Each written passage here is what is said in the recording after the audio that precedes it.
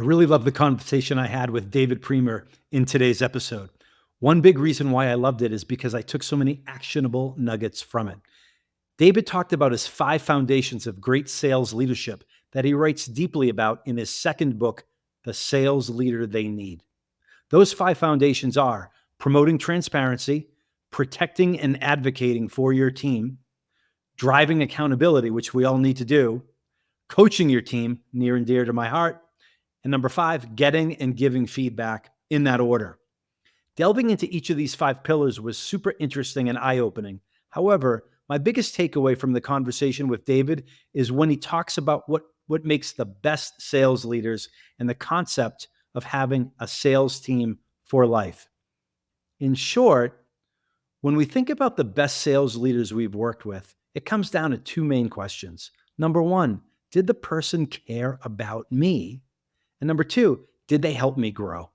And when you consistently demonstrate that you care about people and you help them grow, the numbers tend to largely take care of themselves. More importantly, the people that work for you want to work for you for a long time, wherever you go. You build what David calls a sales team for life. And oftentimes, friendships for life too. Please check out the episode and let me know who is the best sales leader you've worked for and why. We'll see you out there. Welcome to Coach2Scale, how modern leaders build coaching cultures. I'm your host, Matt Bonelli. Join me as we build a community of like-minded professionals who share the belief that effective coaching improves the performance of every team member. Our mission is to help leaders become better coaches. The Coach2Scale podcast is sponsored by Coachum, the world's first AI coaching execution platform that leverages evidence-based coaching to increase quota attainment. And with that, let's get started. Curiosity and questions will get you further than confidence and answers. Maxime Lagacé. I think you're going to take a lot from today's guest. He's all about curiosity and questions. He's worked in the trenches, building and leading sales teams at companies like Ripple and Salesforce. Today, he's founder and chief sales scientist at Cerebral Selling. He's also an adjunct lecturer at the Smith School of Business at Queen's University in Toronto. And he's the author of 2 very insightful books on the topics of sales and sales leadership, Sell the Way You Buy, and released this year, The Sales Leader They Need. David Priemer, welcome to Coach2Scale. Thanks so much, Matt. It's great to be with you. All right. Got the books up there. I wanted to do that. No, it's good. Good product placement. Product placement. There we go. Love the books, by the way. They're all marked up. We're going to get into that and put the links in the chat, but thanks for putting that information out there. What you've lived, what you're writing about is what I think a lot of people want to hear and certainly would benefit from hearing. So let's get right into it. You've been doing this for a long time, David, and with different hats. What's a myth in the business of coaching and leading salespeople and sales leaders that you believe is either misguided or complete BS? Yeah, well, I think the biggest challenge that sales leaders face when they first step into the role is they think, oh, because I was a high-performing individual contributor, like this is going to be, I just need to tell people what to do. Like I'm good at this job. And, I think that's the number one thing, as Marshall Goldsmith said, what got you here won't get you there. And just because you are a great sales leader doesn't mean that you're going to be a great leader or coach. And so kind of giving up a little bit of your, proficient past to embrace a new way of doing things, I think is probably one of the biggest things that people kind of get wrong as they get going. And even once they do get going, idea of directive leadership, essentially telling people what to do, is a challenge borne out by science and studies. And I think, a big issue that sales leaders face. So the first half of that, in your book, you talk about, I think there was a big study done about, hey, tell me about the best sales leader you worked for. And there were a bunch of answers. None of them were, he or she was a great salesperson. He was a great negotiator. Did I get that accurately? Yeah, well, actually, not so much a study as it is the personal experience that I have in training sales leaders. And I ask them, I say, tell me about the best sales leader you ever had. And people can usually pick this person out very quickly. And when I ask them specifically, what was it about them that made them so great? I go to the whiteboard and I write down everything they say. And I've done this exercise hundreds of times. So I have thousands of data points. And as I look at those data points, it's like I said, the same themes emerged. That number one thing was they simply cared about me. And number two, they helped me grow personally and professionally. So things like they pushed me, they challenged me, they were honest, they were transparent, they coached me, they didn't take my bullshit. Like all of these great things, they helped me, find my voice and help guide my career. But hardly ever do you hear people say they were fantastic at selling and taught me everything they knew. Maybe they were, but that's not what made them the best in the mind of the team members. Then the next question was, okay, like, how did you show, if Matt was the best sales leader you ever had, how did you show up for Matt? Like, did you try really hard or did you phone it in every day? And people are like, oh my gosh, I would run through a brick wall for Matt.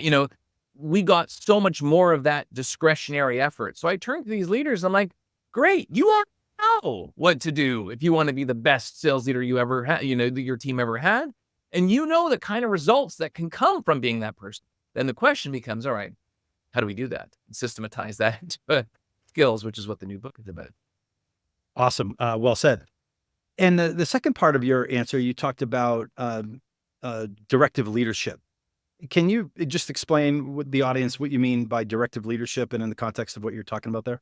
Yeah, I talked about, there's a study that was published in Harvard Business that talked about how frontline leaders in companies disproportionately feel, compared to their more senior counterparts, that it is their job to tell people what to do. Like people come to me for advice. My job is to keep them on the straight and narrow and tell them how to do their jobs. Isn't that what I'm supposed to do? And in fact, just to take a step back, I was delivering this talk in Florida one time, and I still remember a fellow came up to me after the talk where I shared this data. And he said, David, I like what you said about this like directive leadership style. I think it's a trap that we often fall into. But he said, I come from a military background. And in the military, it is the job of the frontline sergeant or supervisor to tell their troops what to do. Like they have to follow orders. And I thought it was really interesting because the construct of a modern day company was actually born out of the military. Because before there were companies, there were, armies in the military. And so it was a very hierarchical, kind of organizational structure. And you still see that today in traditional, disciplines like medicine and law, still very hierarchical. But the modern day, organization is a lot more flat. We don't revert to that directive style as much anymore. And so, I think it's something that, we started off with, but it's something that we have to stamp out in the modern day corporation if we want to be successful. And I love that you did put in the book the situations where you have to be direct and tell people what to do. And there you walk through a half a dozen scenarios. And one of them was the functional equivalent of a life-threatening situation. As a former Marine, I get it. In boot camp, we were trained to have instant and willing obedience to orders. So if you said, "Sir, what should we do?" and they said, "What do you think we should do?" It's not going to work. The response is, "We don't pay you to think. Take the hill." Right. Yeah. So I think it's a really, really well thought out point, and again, something that we need to understand the difference between. We talk a lot in our business, David, about leadership and coaching. In your mind, what's the difference between the two? Yeah, it's interesting that you asked. I don't see it as much of a difference as coaching is a subset of leadership. Leadership is a set of skills that you have to embrace and do and perform. And coaching is one of those things. And that's why it's one of the skills I talk about in the book. And so framework, do you have a framework for leadership? Yeah, well, so the framework, or at least the skills I talk about in the book, when you think about, okay, who was the best sales leader I ever had or the best leader I ever had? And what was it about them that made them so great? And how do I operationalize those things? I do talk about these 5 key skills in the book. And what's interesting, and I found this to be true, not just for leadership, but sales execution in general, like we talk about messaging and discovery and objection handling.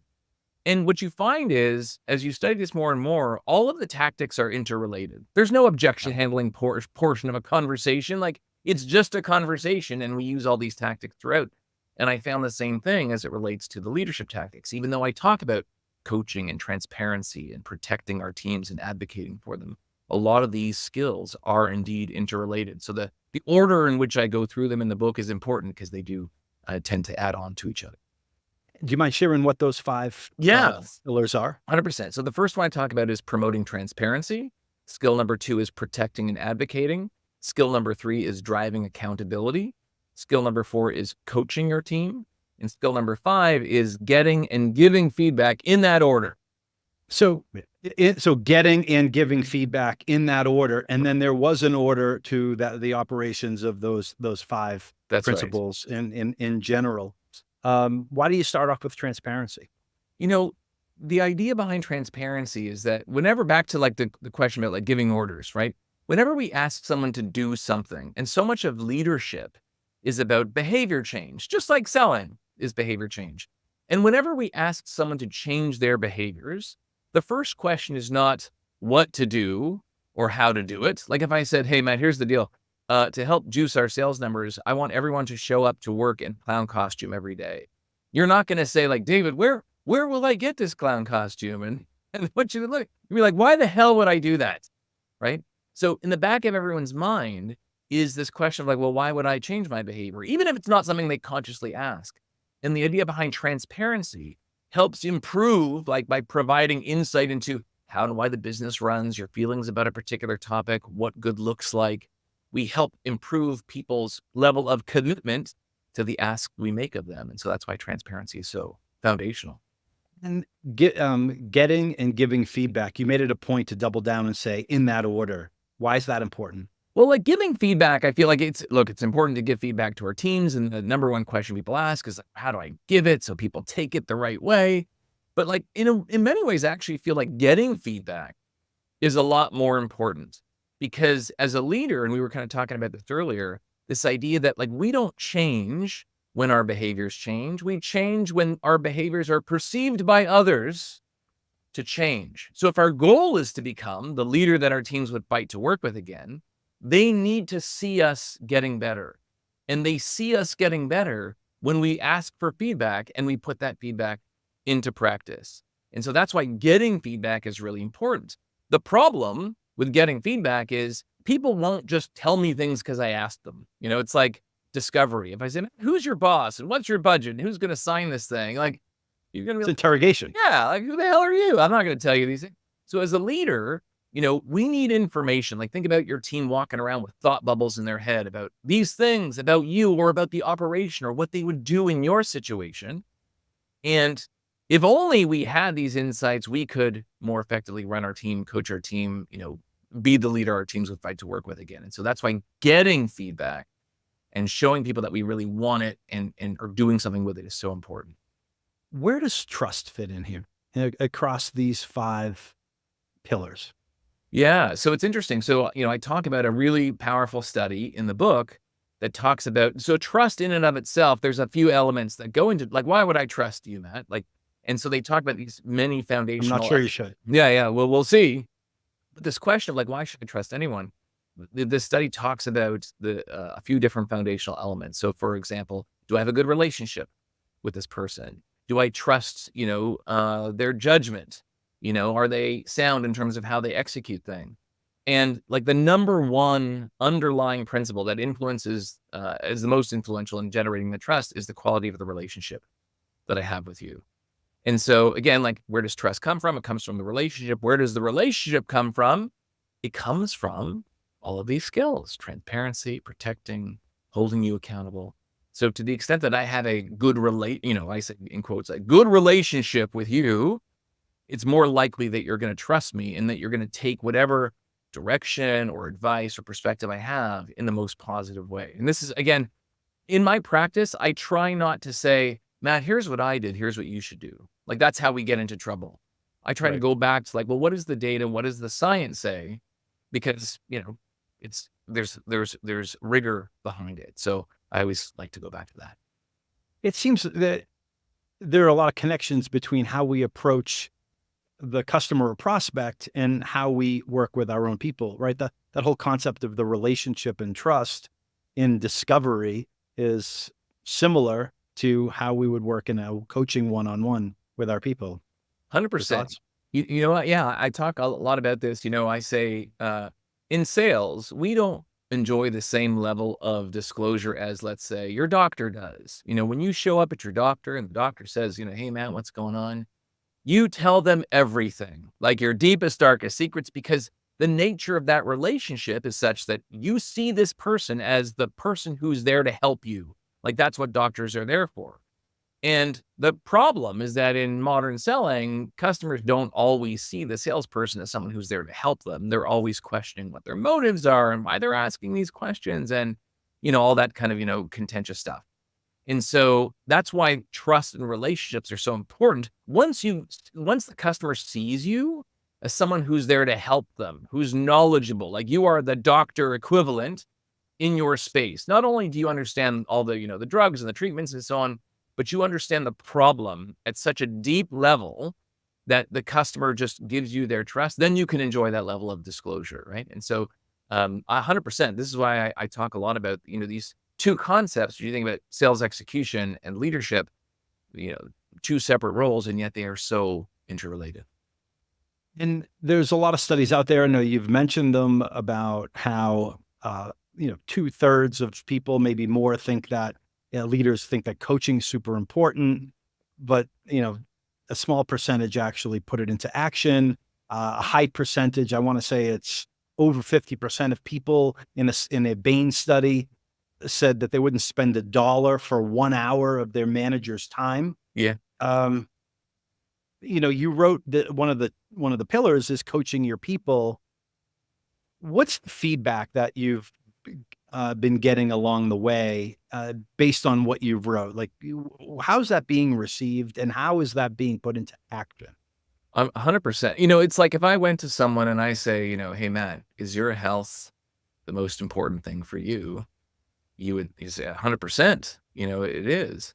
But does that mean that if I followed you around and wrote down everything you ate and how much you exercised and how you blew off steam, would it be consistent with what you said is important? This is actually a foundational principle I talk about in my sales practice, which is importance and priority.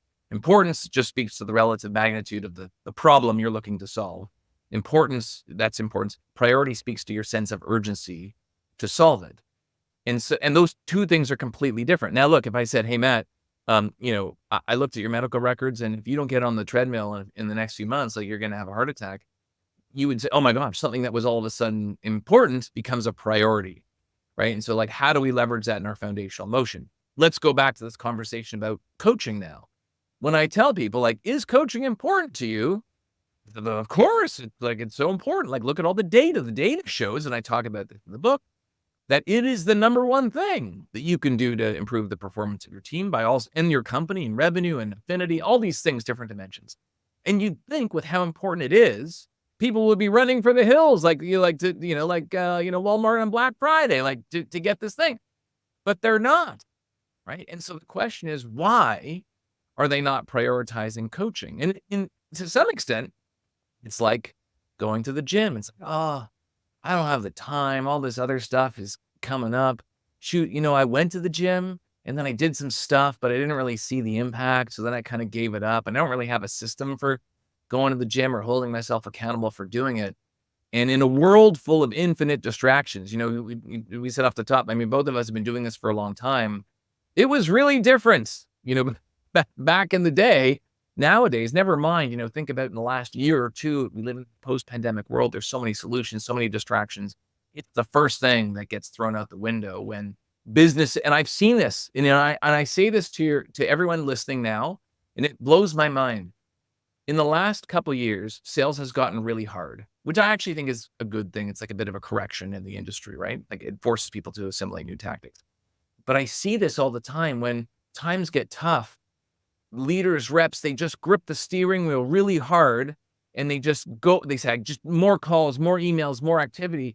And they just go and they do more of the same shit that wasn't working for them, right? Despite the fact that they kind of know that things need to change. And I feel like coaching is the same. It gets thrown out the window in favor of just distraction, more of the same stuff that doesn't work because we lack these systems and accountability and priority around it. A previous guest, Dan Walsh, referenced, he had a quote about this: when your actions don't support your words. He said, your actions are so loud, I can't hear your words. Right. Yeah. And I've taken that with me since. So what's a belief, David, that you harbor around coaching and leading that some people might find controversial? Yeah, again, back to like sales and leadership, I believe like people don't make the best decisions for them. Like, as a leader, it's in your best interest to do certain things and you still fall back into the same patterns. It's funny, like, in the foundational sales world, I ask people, and I talk about this in Sell the Way You Buy.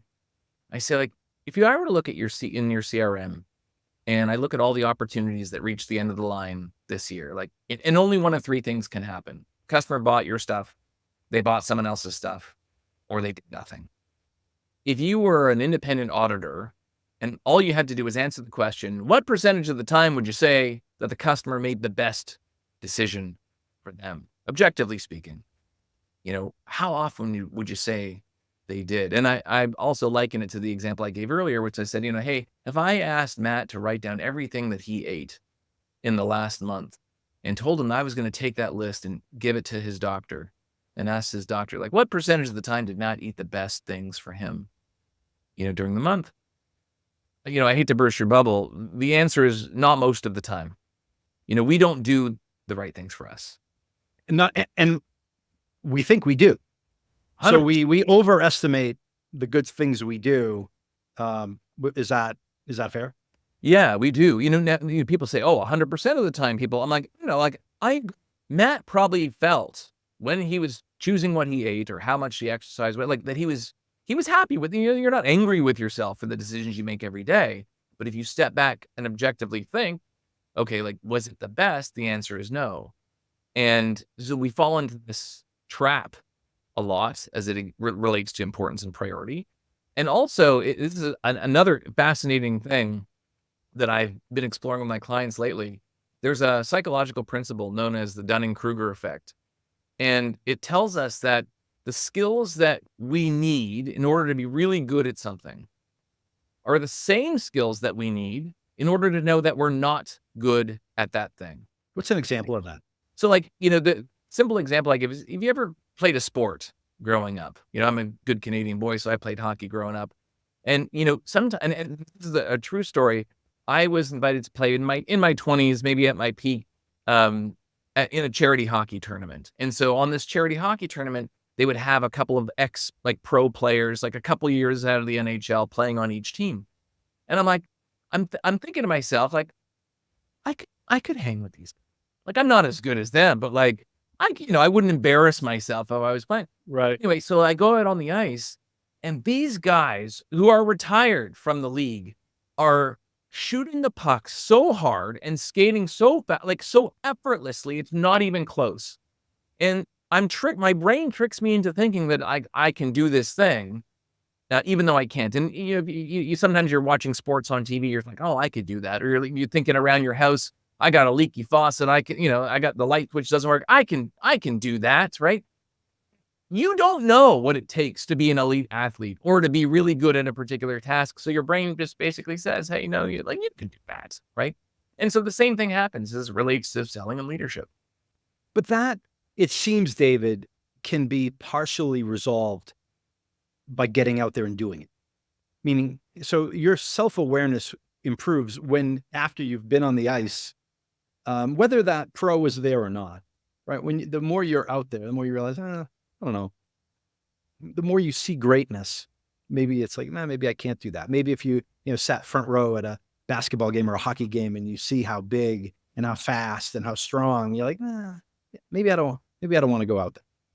For sure. But then the question becomes, okay, well, so that how are you going to get good at that thing? Like, you might like, for example, and I see this all the time, sellers come to me and they're like, David, I don't know what's going on, man. Like, I'm selling the value and the benefits and the future state, and I'm making the calls and I'm doing video stuff, and like, I'm doing all the things I'm supposed to do. And yet, and like, I have multi-billion-dollar software clients who use, very rigorous sales methodologies. I'm sure many of your listeners have heard of like BANT and MEDIC and MEDPIC and these kinds of things. And, for like, to give you a tangible example, I have one client, big software company, and they say, look, when times are tough, the economy is, not the best. People don't have a lot of budget to spend. We really need to triple down on the business case. CFOs are Yeah. not going to spend money unless there's like a rigorous business case. And so I'm like, so you doing that? They're like 100%, every deal business case. I'm like, so are you winning a lot? And they're like, no. Like, a good business case is no longer enough. That is not how people buy. And so your brain is basically telling you, oh, if I just do these things, like, I'm going to be good. And then you don't see the result and you don't know why. That's like that. That's the gap, right? So as it relates to, sales and leadership, you can tell I love talking about this stuff. I get fired up. As it relates to sales and leadership, our brains trick us into thinking, oh, we have all the skills that we need to be good. Whereas we often don't, right? And so that's why we need to kind of go back to the, back to school, as it were, to kind of, get all sciencey and learn what these tactics are. A lot of, when you ask a leader, hey, what do you want to do more of?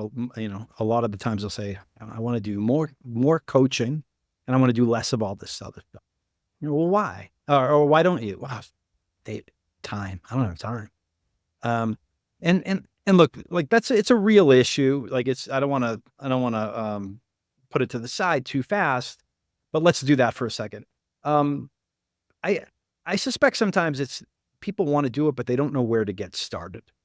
They don't know where to get started with coaching their people. So for those folks out there that really have the right intentions, that want to do it, what's a good framework? Like, where's a place they can start to think about and start to execute coaching their people?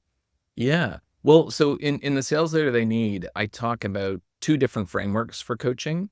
And you kind of need both. It's like doing discovery with a customer. Like, the customer will tell you, oh yeah, we're struggling in this area. We're not generating as much revenue or whatever it is. It's almost like you're putting them through a diagnostic system, like an X-ray or MRI. You say, oh yes, this thing is broken. I can see that.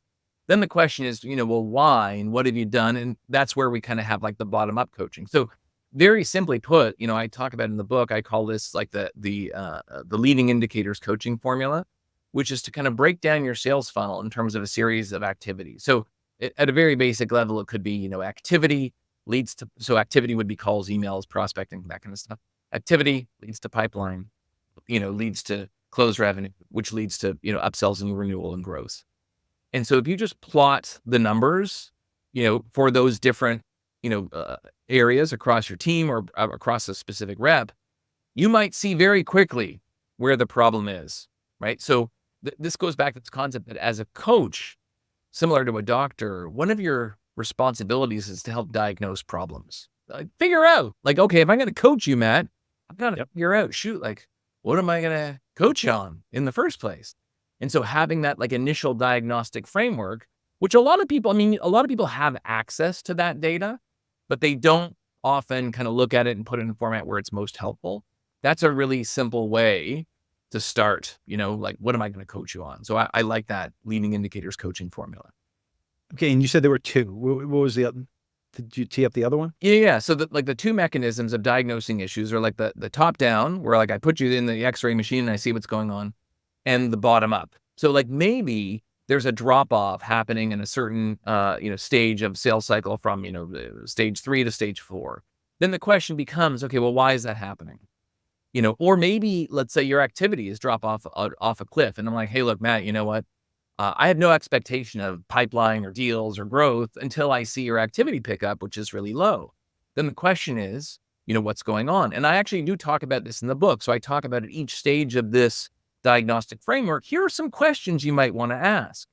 But let's say, for example, we've talked about this. You're going through a personal thing, like when I was going through my cancer journey, I didn't talk a lot about it to people, but nevertheless, it's something I brought to work every day. And, if you as my leader were concerned about why I was not being as productive as I could, you're not going to find my cancer journey on the dashboard. That's something you have to talk to me about. So the second mechanism of diagnosing is that bottom up. It's almost like we're doing discovery on our team members to try to get them to tell us where they think, the challenges are coming from. And yeah, we did talk about that and exchange some messages as well. Um, I've had my own journey with the health and can certainly attest that there are times when you're not there as much as you want to be there. And what struck me that you wrote about was when as part of coaching, the manager should ask a question, "How are you doing?" But you got to ask it at least twice. 100%. And can you elaborate on that? Oh yeah. I've been talking about this for years, and anyways, I'll tell you the story, and I talk about it in the book, obviously. Asking someone how they're doing is almost a formality in our How was society. school today Yeah, to yeah. your kids? Yeah, good. The supermarket checkout person says, "Oh, how you doing today?" And when someone asks you that question, what do you typically say? Fine, "Yeah, good, I'm good." Because great. you know, I don't think you really wanna know, if I'm doing bad. You're asking just to be polite. But as a leader, I wanna know how you are. So, oftentimes when we ask the first time, the answer that we get is, "Oh, like, I'm good." And then I say, sometimes you gotta ask again. You gotta lean in and be like, "Matt, how you doing?" Especially if, and I see this, I do this all the time in my, just talking to my friends. I'm like, "Hey, Matt, how was your weekend?" And Matt said, "Oh, it was good." I'm like, "Okay, I can tell you're lying. Like there's something going on." So it's not just the act of asking twice. Sometimes, when someone, especially in sales, a lot of pressure, like, "How you doing?" I'm like, "Oh, I'm okay." In our a lot of my circles, a lot of my ex startup and Salesforce friends will say, "Oh, I'm living the dream, man, living the dream," which means like there's a shit ton of pressure that I'm under and it's not all good. So yeah, getting people to open up about the challenges they're experiencing and normalizing that, like, it's okay if there's a lot of weird stuff going on. I actually want to know. And it's even okay as a leader to go above and beyond and say like, "Hey, look, Matt, I know you probably get this, a question a ton." The example I give in the book, because I was watching this on the news one night, because I've been talking about this concept I watched on the news one night, was an interview with Canadian tennis star Bianca Andreescu. So in case you don't know Right. Bianca Andreescu, she won the US Open, I think 2018 or 19 against Serena Williams. But then during the pandemic, she had a bunch of injuries and mental health issues. And so she was coming back for her first tournament and she was asked in an interview, "So, hey, Bianca, like, how you doing?" And like, "Oh, I'm great. I'm excited. I'm getting, my first tournament back. I'm pumped." And so the interviewer says, "Can we just talk about this? Hold on for a second, like the road to getting back, because I know you've had some injuries and some issues and it hasn't been all rosy. So let me ask you again, like, how are you?" And she opens up, with like, "Yeah, it's been a lot. It's really tough and a lot of tears and issues." So sometimes even, when you're doing, like, say, for example, discovery with a customer, you can say like, "Hey, you know what, Matt, I noticed that in your annual report, you talked about this and some of the challenges you were having there. Tell me about that. Guys, I'm really curious. I really want to know, kind of sharing back the sales reps or customers' journey back to them and letting them open up in the way they feel most comfortable is a very powerful way of doing that. How important is tone? Tone is everything. I even talk about this in foundational sales training. It's not what you ask, it's how you ask. It's your pace, it's your approach. Even when you ask someone a question, like, "How long has this been going on for, Matt?" If I ask you a question that makes you feel that it was just the next one on my list, it's like I go to the doctor's office, I might as well just give you a clipboard and just, "Can you fill this out for me?" But if I slow down, I call this actually in discovery, I call this being a question barista, which is like serving up a question to someone in a very caring, bespoke way. "Matt, you mentioned earlier that A, B, and C, and it made me curious." Tone is everything. Yeah. A sales leader friend of mine talks about the same point. The "How are you doing today?" It's on a Zoom or it's in an office, whatever it might be. And oftentimes the person, comes onto the call or they sit down in the office and you're doing something else. You're like, "Hey, so how you doing?" Yep. Yeah, like, fine. And he talks about just doing one of these and just putting everything aside, kind of folding his hands and saying, "Really? Yeah. Yeah, really?" And if you have that if you have that relationship, the other person's going to know they can't bullshit you, and they don't need to, and they can divulge what's really going on, and then kind of really work on the right end of the problem. So, how are you doing? Ask twice. Love those types of nuggets. What's a painful lesson you learned along the way, David? Yeah. That's maybe, yeah, shaped who you are. No, for sure. Like the number one thing that shaped who I am as a person, a leader versus like, let's say an earlier lesson in sales. I guess the number one thing that I think about in terms of lesson learned is that everyone's got something. What you see on the surface is not, Mm. the sum total of the person. Everyone's got issues and secrets and things they're struggling with.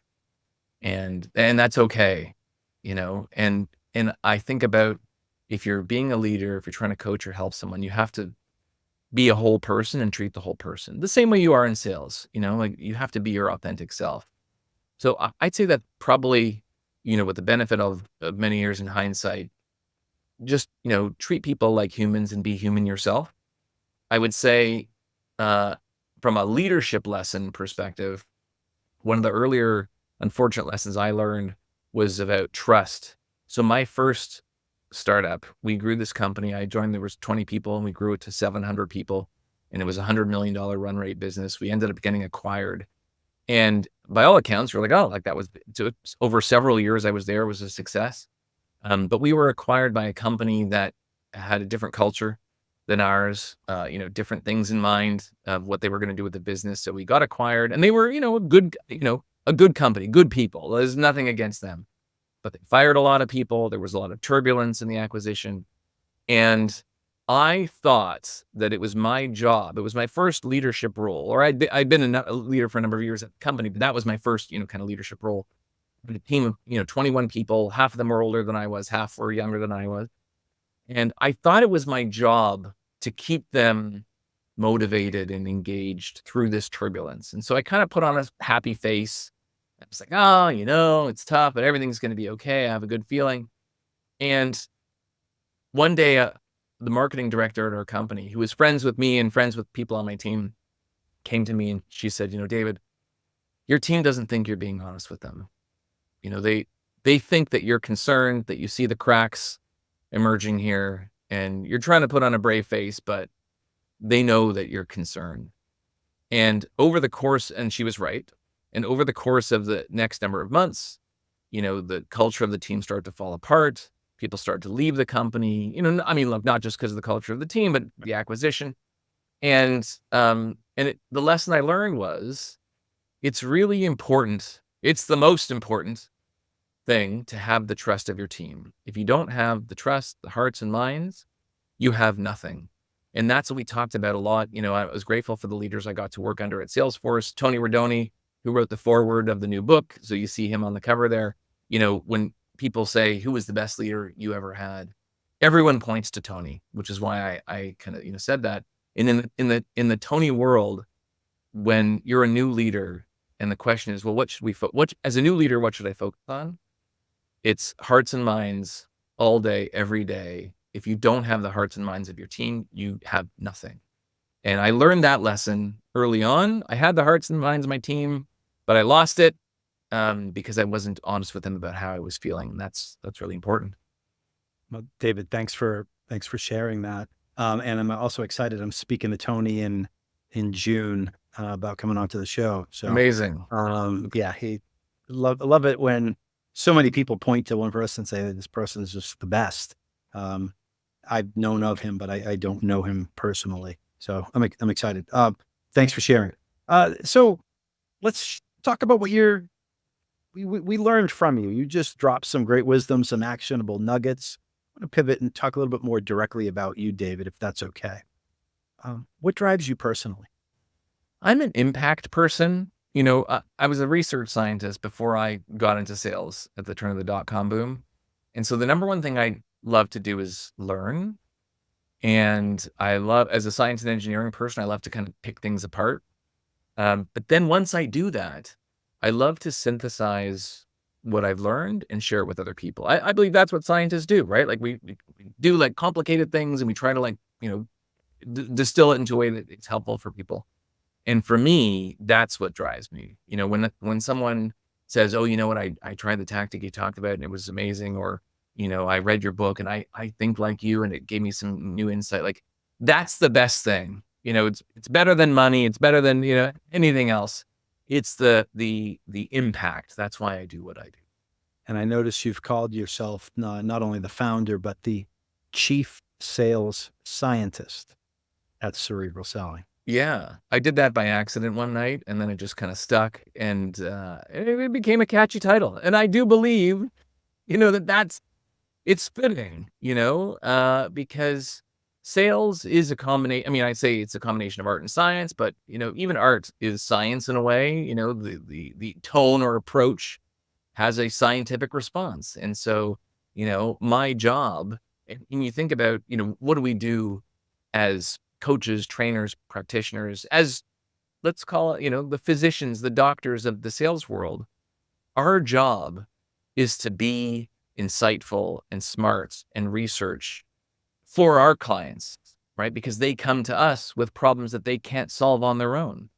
So if my job is to help my clients, my job is to be as smart as I can and educated and learned and always be looking for the most recent relevant problems, challenges, and how to pick them apart. Like that's my job for my client. And so I found, chief sales scientists seem to fit well with that. And insightful, smart research, hence the name Cerebral Selling. Can you tell everybody what your company does? Yeah. So, I basically have a training curriculum for reps and leaders focused on the science and empathy-based tactics we've been talking about throughout this approach here. I do talks at conferences and keynotes and events and QBRs and stuff like that, but the main focus of my practice is my foundational sales training and my leadership coaching curriculums. And so everything that we've been talking about, my job is to kind of distill this down into a repeatable set of skills and steps so people can, be great at their job and have the impact they're looking for. Having the impact. There's that word again. Yeah. And you've authored 2 really fantastic books. Can you tell us about them and a little bit about each one, why you wrote them? Yeah. So it's funny when people say like, why do you write a book? This isn't Harry Potter. It's, you don't write a book in this kind of context for fame and fortune. I love first of all, I just like doing hard things, but I love the act of like kind of writing the book and distilling down thoughts and perspectives and systems so that it can be consumed by people you will never speak to. I mean, not never, people read the book and they reach out, but, to have the impact that you're looking for, just the act of synthesizing and distilling, I recommend it. I'm not saying everyone needs to write a book, but if you have something bouncing around in your head, write it down because it helps you synthesize it in a way that's so powerful. The first book, called Sell the Way You Buy, was about all of these science and empathy-based tactics because I found that when I was at Salesforce, so I was at Salesforce for 5 years. I used to run small business sales, thank you, for the Eastern US. After they acquired my third startup, I found that a lot of the tactics that we use in sales, I've been a VP of sales 4 times and been sales rep number 1 and had big team. A lot of the tactics that we use in sales were just things that never worked on me when people were trying to sell me things. And they still do, by the way, as an entrepreneur and founder. These things were just never working on me. And so I decided to create a training curriculum built around these science and empathy-based tactics that people could execute with like conviction and confidence and authenticity. And so Sell the Way You Buy, the purpose was, quite frankly, to write a good book that stands the test of time, that covers these tactics. It's not an ad for my business. It's almost a 300-page book about all of these, tactics, the science of how people buy to make something timeless. So that was the first book.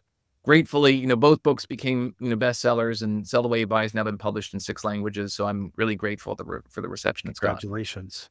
Thank you. And yeah, and then it's funny. After you write the first book, you're like, all right, I did it. So now I don't have to write another book. It's like running a marathon. I did it. I'm done. I'm good. Tick the box. Like, what else is there?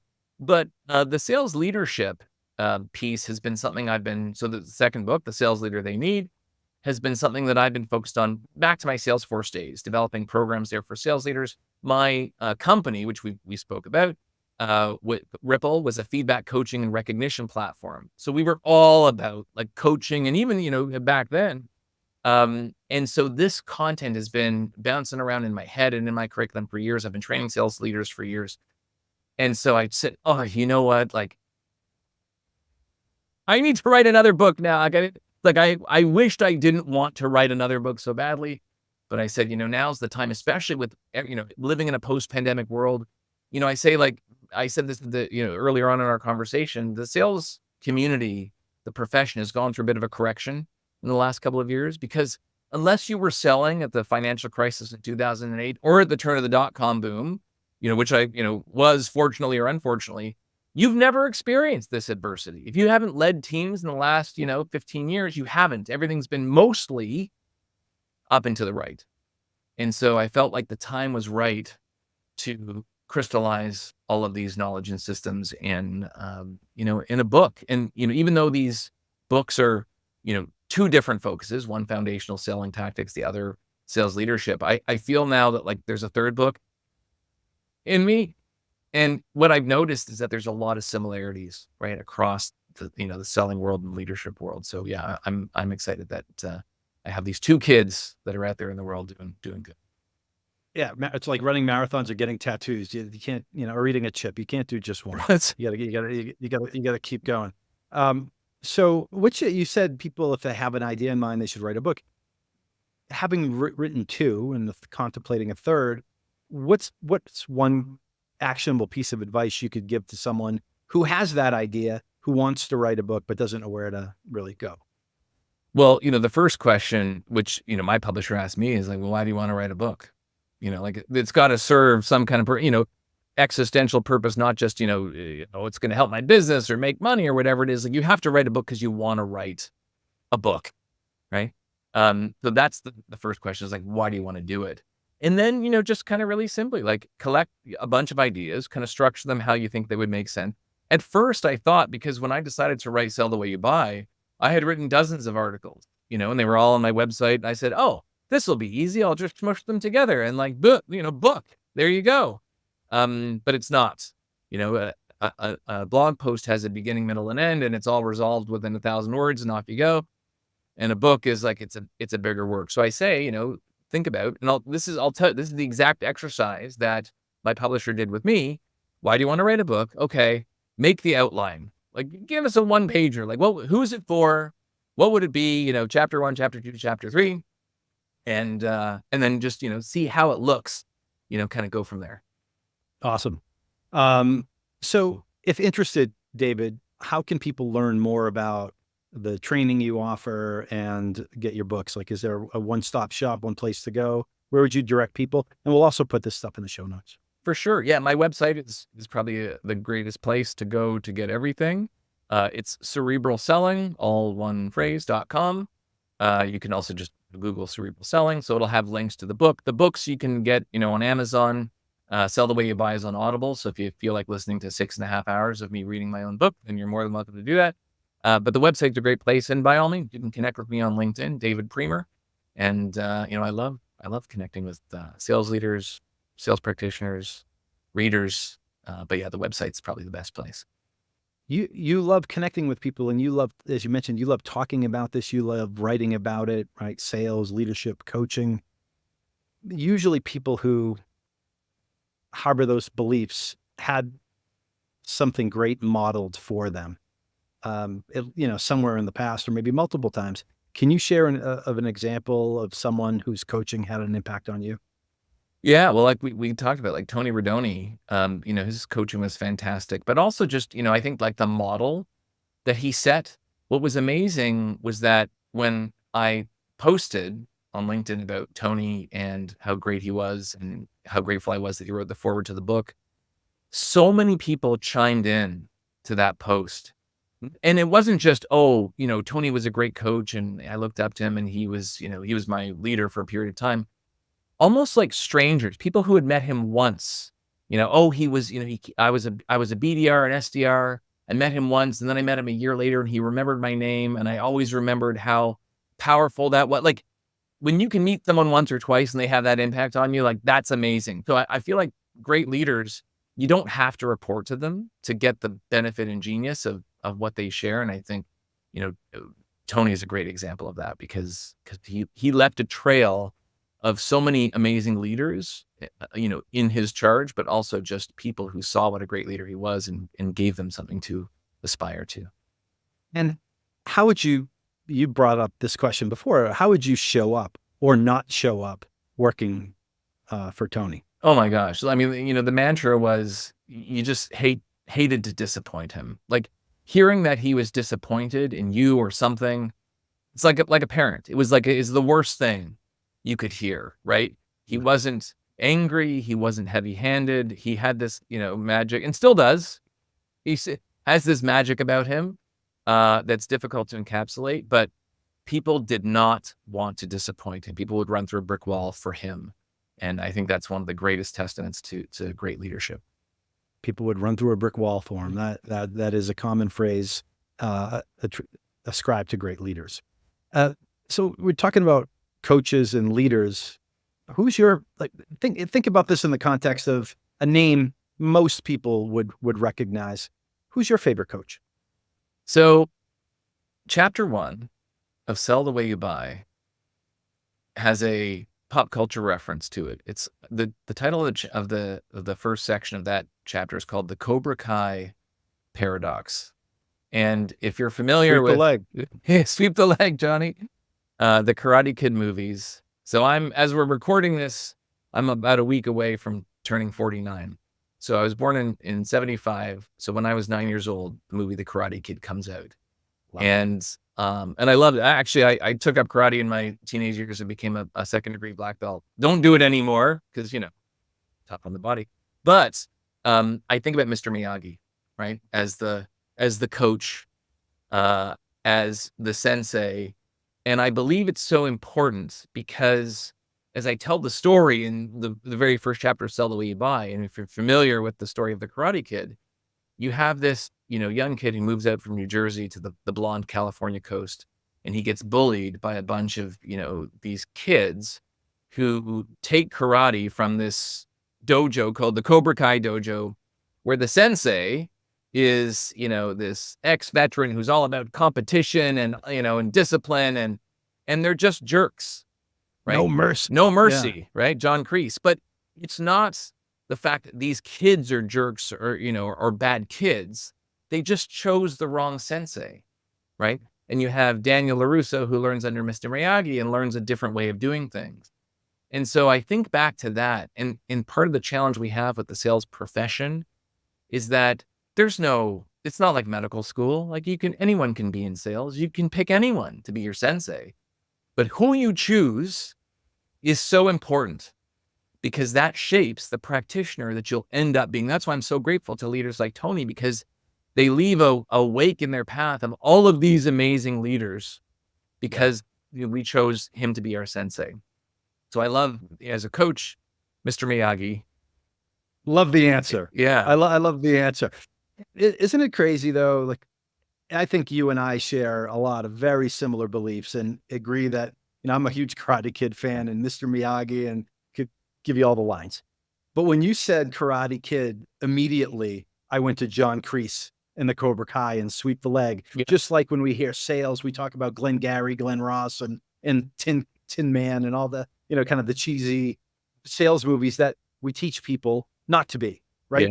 Yeah. But so I find that, you know, irony can be pretty ironic at times. So I guess last question, David, in your book, the most recent books, The Sales Leader They Need, the last chapter, I believe, is called something like Sales Leadership Legacy. Why did you write that chapter? Well, here's a funny thing. You think about business books, and this is something I've done in both books now. What do you have in your last chapter? You know, my publisher gave me some great advice. They're like, okay, it's a business book. You've already given them all the business tips. Why have a big, long chapter that, you know, is like a victory lap for no reason that doesn't add a lot of value? So in both my books, the last chapter is, like 4 pages or 5 pages, something to leave you with to think about. And when I thought about, some of the best sales leaders I ever worked for, Tony Rodoni, I worked with and for a number of years, but there was another leader that I've worked with for longer. The longest leader I've worked with in my career brought me into my first company when I was 25 and worked with him for 14 years across 4 different companies and took a lot of risks and fought to work with this leader again. And so that's the purpose of that last chapter, was to share a little bit of that story, because the way the story goes, this leader who I'd worked with for many years gave me the opportunity to join him at the ground floor of our startup, Ripple, right? And I had already left my first startup, taken a job that was well paid, a step up, well-funded company, made my commitment, just had my second kid, turn of the 2008 financial crisis. This was, maybe it was late in 2007. And he asked me to join him in the trenches again. And I was scared out of my mind, because I knew that I kind of wanted to do it, but oh my gosh, I'd get all these things I just mentioned.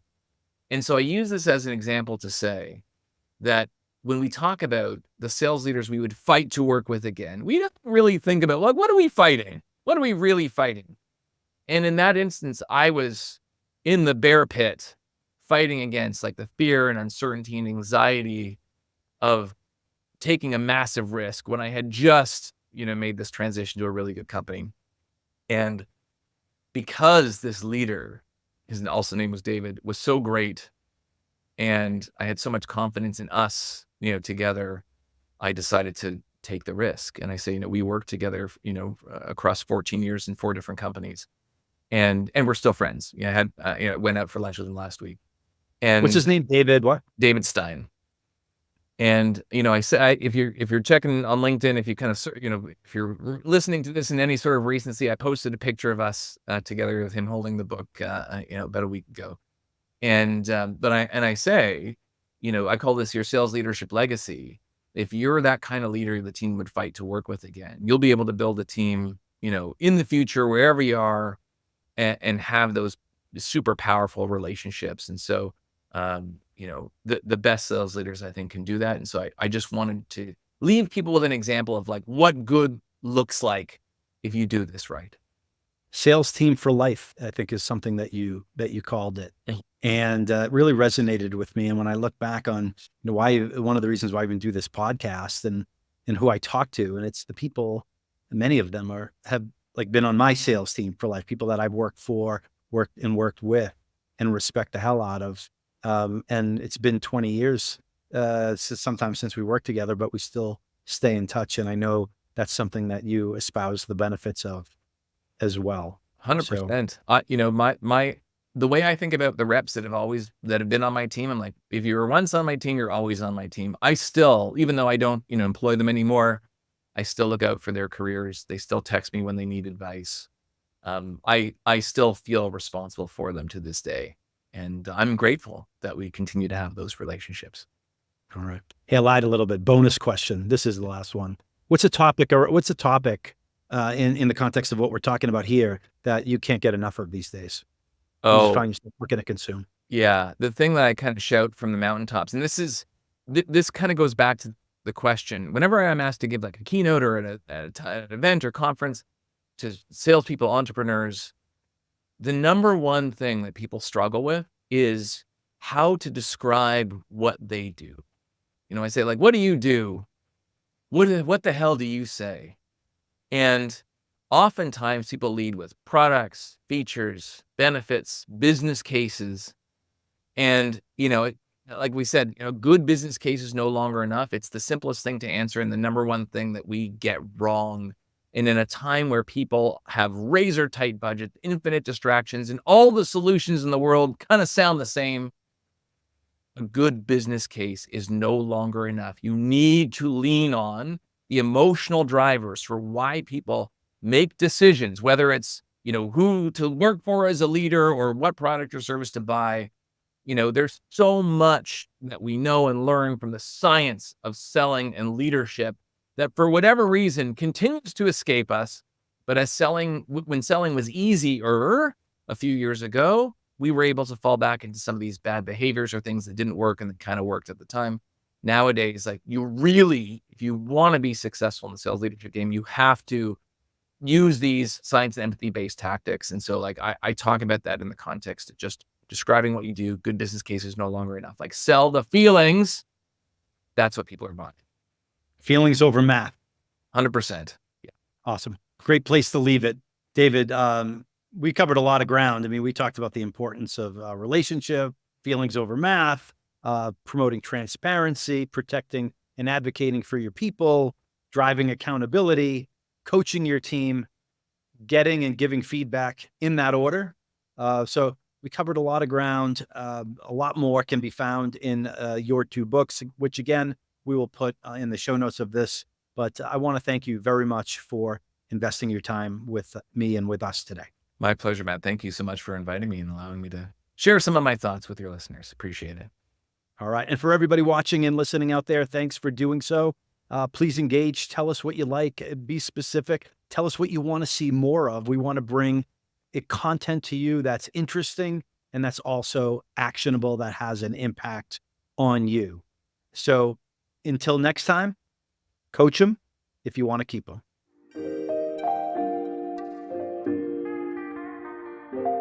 We hope you've enjoyed this episode of Coach2Scale, How Modern Leaders Build Coaching Cultures. For show notes and other episodes, visit us at coachem.io. That's COACHEM.io.